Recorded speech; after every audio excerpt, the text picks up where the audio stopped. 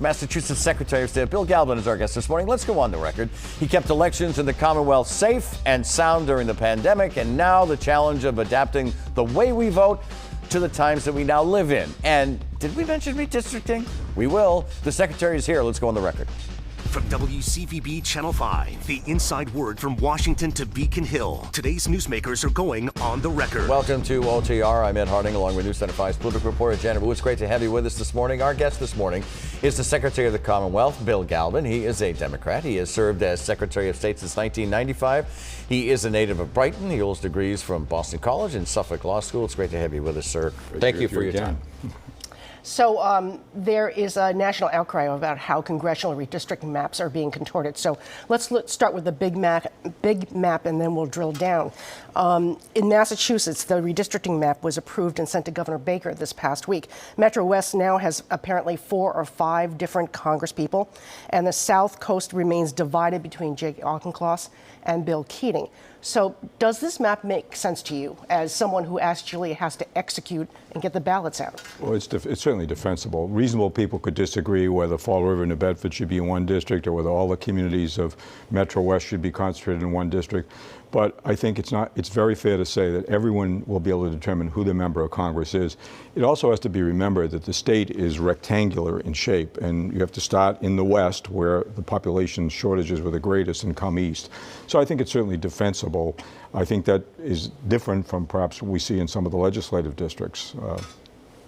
Well, let's start with the legislature. Yeah, exactly, because the Massachusetts House did release a redistricting map for itself that it was loudly touted as groundbreaking for giving communities of color a better chance at winning a seat. So that's my statement. Is that how you see it? No, it's not. No. First of all, we had a fabulously successful census. I was very proud to have that effort up. But it wasn't simply my effort on the census. It was what the communities that needed to be represented did. So you have a city like Chelsea, a poor city, a city of immigrants that certainly was ravaged by COVID in the first run around with it.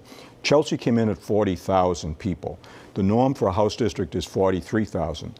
So the idea that they could keep Chelsea divided, as they have in previous efforts, or that they should get credit for unifying Chelsea is ludicrous. Similarly with Lawrence. Lawrence's population increased 16% in the 2020 census. The idea that Lawrence is getting a seat because of the magnificence of the legislature is ridiculous. 2 other seats they point to happened because vacancies were created by people who are leaving the legislature midterm in Brockton and in Framingham.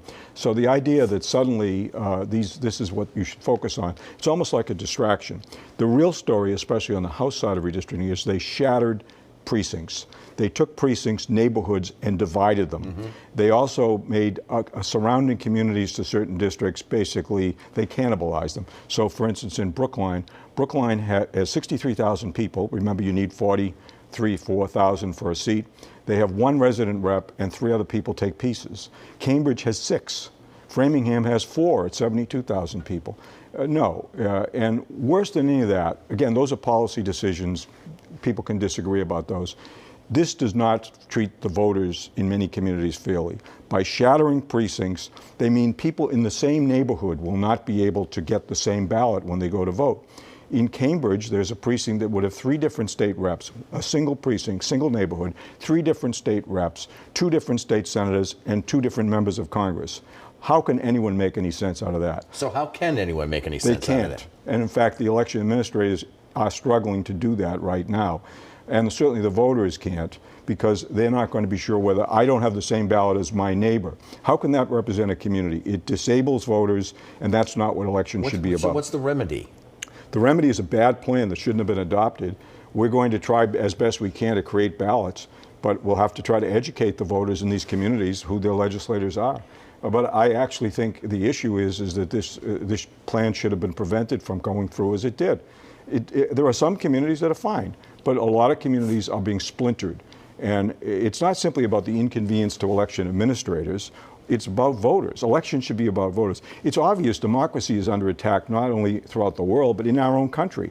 And it would be very easy for us to sit back and say, oh, it's all those bad people in Texas, or it's all those bad people everywhere else. But when you engage in gerrymandering, and I must say as a Democrats are doing the same thing this time out, you're not helping anybody, and you're certainly not helping voters. But I have confidence in voters. One thing I know about voters, they see through a lot of things. So what is the motive if it was not really to give communities of color their own seat? And it is a convoluted situation where, for example, Cambridge will basically have 5 or 6 different ballots within one precinct in order to try to make this work. What was the motive for doing this? Incumbent protection. The folks that are in charge that wrote the map? Yes. In other words, people who were looking to make sure that they started with their own core area and then they took what they needed from other surrounding communities. And again, policy-wise, they had a right to take precincts. It's not new. Communities have merge up with other communities. But when you splinter precincts so that nobody has a concentrated area in a neighborhood, that's what's wrong. Did you try to talk to Yes. these legislative leaders, to the governor before he signed it? Yes, we did. And what was the response they gave Well, you? they didn't change it. We obviously were trying to make sure they did change it to make it intelligent. I will say on the Senate side, the Senate was a little more reasonable. They did adopt some changes, not in the House. We had very little cooperation with the House. The governor, we asked the governor to try to send it back, not to change the policy, but to try to make it something we could use. He deferred. He suggested, well, his people told me, well, we know elections are going to cost a lot more money with this. Well, that's true, they are. But that's not the problem I'm getting at. It's not about money. It's about voters getting the right to understand who they're voting for. Now, Randolph, for example, is suing. They say they've announced their intention to bring a lawsuit. Have you heard of any other communities that are thinking about legal action, and how successful do you think they might be in? Well, I'm not going to speculate on their success. I know Randolph is basically complaining because they are now splintered. For instance, the town of Randolph, which is not a particularly large town, will have 4 different sets of ballots because they're being divided between 2 House legislative seats, neither of which the incumbent lives in Randolph, and there are minority populations in Randolph. And then they're being split again in the Senate to provide for the creation of a majority-minority seat, but they're being split, not the whole town is going in. So they feel that they've been disenfranchised because of that. Cambridge, as I've already mentioned, is severely impacted because of the I mean, to give you an example, just a visual of what Cambridge looked like, it's like if this was a pie, and you said, I want a slice of pie, and you started to slice your piece of pie. It's appropriate for Thanksgiving, I guess. And I said, I want a piece of pie too, but I want this piece.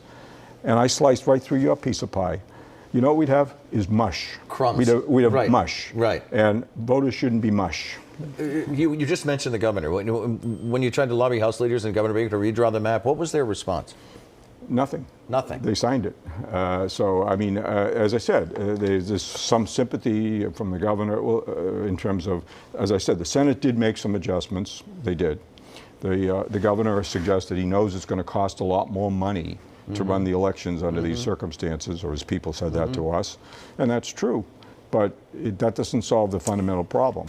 So I guess the question is, what percentage of the precincts in Massachusetts have this dilemma? Have you been able to figure that out yet? We're not completely, but we believe there's 95 precincts that are splintered in one way or another, and that's a lot. How are you going to execute this? Well, it's going to be very hard. We're working with communities right now it was suggested by the legislative leadership that we'll let the communities redraw their precincts to adjust to their lines. Well, first of all, they shouldn't have to. But secondly, they can't. In many instances, the pieces they put in districts are non-contiguous. They've made good faith efforts. They're still ongoing in Cambridge. Chelmsford made good faith efforts. A number of communities, they simply can't do it. We're going to have to figure out how we can present voters with ballots they understand. And that's really the key. You said just a few minutes ago, the voters are smart and the voters are going to see through it. But how serious is this? Well, it depends where you live. I mean, if you live in a community that's whole, because it's not that serious. But if you're living in a community that's been splintered, where you're trying to find out, I just read a piece last week that was in the New York Times about a similar situation in New York City. There's one state legislative district down there that's split into 7 different pieces, one neighborhood.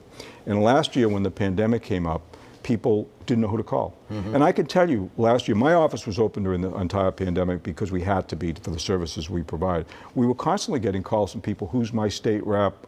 How do I get a hold of them? And the reason they were calling us is they had problems with either unemployment, the registry of motor vehicles, which was closed for much of the year. People need that service level. They need to know, who is my person? Who is the person that I'm assigned to or that is representing me? And that's what we need to make sure happens. So we're going to do our best to do it. As I said, I just think for those of us who care about democracy, and especially as a Democrat, I'm embarrassed by some of this. It's embarrassing.